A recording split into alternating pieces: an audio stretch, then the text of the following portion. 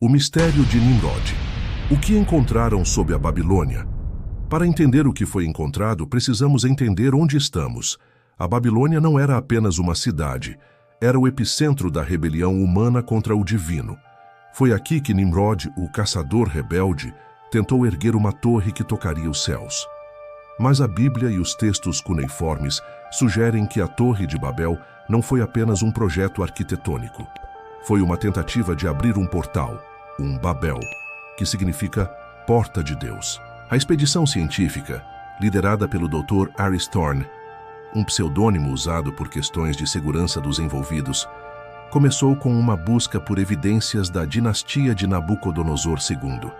No entanto, ao perfurarem uma seção inexplorada abaixo do portão de Ishtar, as brocas de diamante pararam bruscamente. Elas atingiram algo que não era pedra, era um cofre. As leituras térmicas indicavam que enquanto a temperatura no deserto era de 45 graus Celsius, o interior desse cofre estava em um zero absoluto inexplicável. Como algo poderia manter essa temperatura por milhares de anos sem uma fonte de energia? Os cientistas, movidos pela curiosidade que precede a tragédia, ignoraram os avisos dos beduínos locais. Os anciãos da região chamam o lugar de a prisão dos sentenciados. Eles dizem que quando Deus confundiu as línguas na Torre de Babel, ele não apenas espalhou os homens, mas aprisionou aquilo que os homens estavam tentando invocar. Ao limparem a face do cofre, os pesquisadores encontraram selos de chumbo e ferro. Na arqueologia esotérica, o chumbo é usado para conter radiações ou energias espirituais densas. Havia uma inscrição central, protegida por uma resina negra que parecia sangue coagulado. A tradução preliminar deixou a equipe em choque. Aqui jaz o sopro que não deve respirar. Aquele que abrir, emprestará seus olhos para o que não tem rosto. A ciência moderna, no entanto, não acredita em maldições. Eles usaram cortadores de plasma, e foi aí que o pesadelo começou. Quando o selo foi rompido, não houve explosão. Houve um vácuo. Um som de sucção que, segundo relatos de um dos assistentes de campo, soou como um suspiro de alívio coletivo vindo de 1000 gargantas secas. O ar ao redor da escavação ficou instantaneamente denso e com cheiro de ozônio e enxofre. As câmeras robóticas foram as primeiras a entrar. As luzes de LED cortaram a escuridão milenar. O que as telas mostraram nos laboratórios de superfície fez com que 2 técnicos renunciassem ao cargo no dia seguinte. Dentro do cofre, não havia moedas de ouro ou manuscritos. Havia recipientes de cristal, dispostos em um círculo perfeito, e no centro, um sarcófago que parecia ser feito de osso humano fossilizado, mas fundido com uma tecnologia que lembrava circuitos integrados orgânicos. Ao abrirem os recipientes de cristal, os biólogos da equipe encontraram amostras de tecido que ainda apresentavam atividade celular. Milhares de anos depois, aquelas células estavam vivas, mas não eram células humanas. Sob o microscópio, os núcleos dessas células se moviam de forma geométrica, quase como se estivessem se comunicando. O DNA analisado no local possuía 12 hélices, uma configuração impossível para qualquer forma de vida terrena conhecida. Mas o horror real estava no sarcófago central. Ao ser aberto, a equipe não encontrou uma múmia. Eles encontraram o que os textos bíblicos chamam de Néfilim, ou pelo menos uma parte de um. Era um ser humanoide de proporções gigantescas, mas sua pele era de uma cor azul acinzentada e coberta por escamas finas como seda.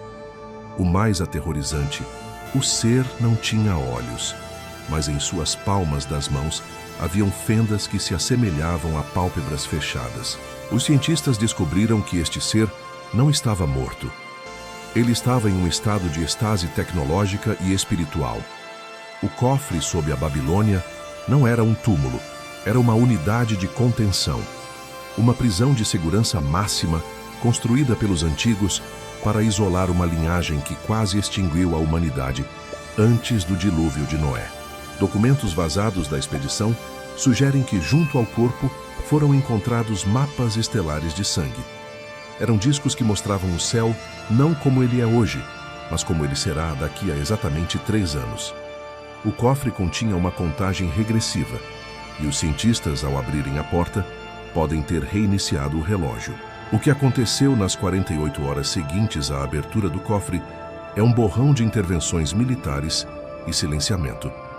Menos de 3 horas após a descoberta do ser humanoide, o local foi cercado por forças de coalizão que não portavam bandeiras de nenhum país específico. Eram forças de segurança privada de alto nível, ligadas a agências de inteligência globais. Os cientistas foram colocados em quarentena estrita.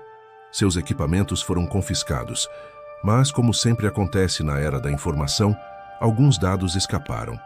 Um dos geólogos conseguiu enviar uma mensagem de voz para sua esposa antes de seu telefone ser destruído. Na gravação, ele dizia em prantos: "Nós não encontramos um artefato, encontramos uma antena. Ele está chamando. O que está lá dentro começou a pulsar, e eu posso ouvir a voz dele dentro da minha cabeça, em uma língua que eu nunca estudei, mas que eu entendo perfeitamente."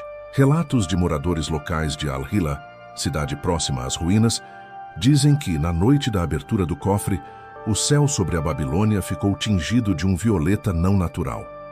Os cães da região uivaram em uníssono por 3 horas seguidas.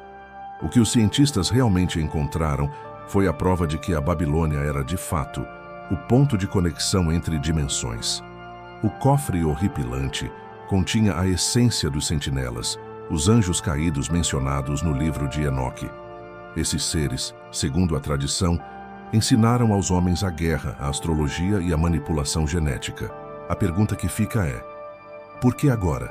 Porque este cofre foi permitido ser encontrado em nossa era. Alguns teólogos sugerem que estamos vivendo o tempo do fim, onde tudo o que estava oculto será revelado. Se os Néfilim estão sendo despertados sob as areias da Mesopotâmia, o que isso significa para as profecias bíblicas que falam sobre o retorno dos gigantes e o julgamento das nações? A ciência tentou tratar o cofre como uma descoberta arqueológica, mas acabou tropeçando em uma realidade espiritual que não pode ser contida em um tubo de ensaio. Os restos biológicos encontrados, os mapas estelares e a tecnologia orgânica sugerem que a nossa história é muito mais sinistra do que os livros escolares permitem dizer. Somos apenas os inquilinos de um mundo que já pertenceu a outros, e eles podem estar querendo a casa de volta. Ao olharmos para as areias da Babilônia, vemos mais do que ruínas de um império caído. Vemos um aviso. O que os cientistas encontraram naquele cofre proibido serve como um lembrete de que existem portas que nunca deveriam ser abertas e segredos que a humanidade, em sua arrogância tecnológica, ainda não está pronta para compreender.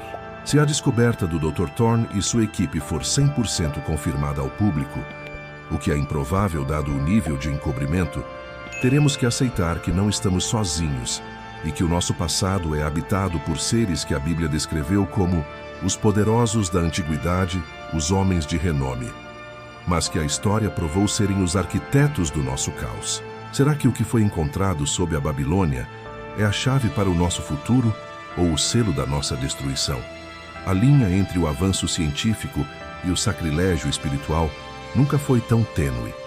Enquanto as grandes potências mundiais levam o que restou do cofre para laboratórios secretos em locais não revelados, nós ficamos aqui, vigiando o horizonte, esperando para ver se o que foi despertado irá, finalmente, mostrar seu rosto ao mundo. Chegamos ao fim desta investigação profunda. A história da Babilônia e de seus segredos enterrados é um lembrete de que o mundo é muito mais vasto e misterioso do que nossos olhos podem ver. Mas e você? O que você acredita que foi encontrado naquele cofre? Seria uma tecnologia de outro mundo?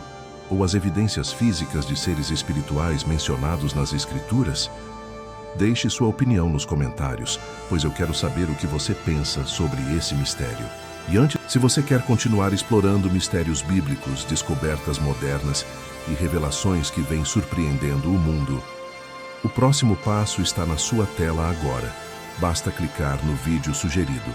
E não esqueça, ative o sininho e se inscreva no Era dos Profetas para não perder nenhum novo episódio. Aqui, cada descoberta abre uma nova porta para o passado. Até o próximo vídeo. Te espero lá.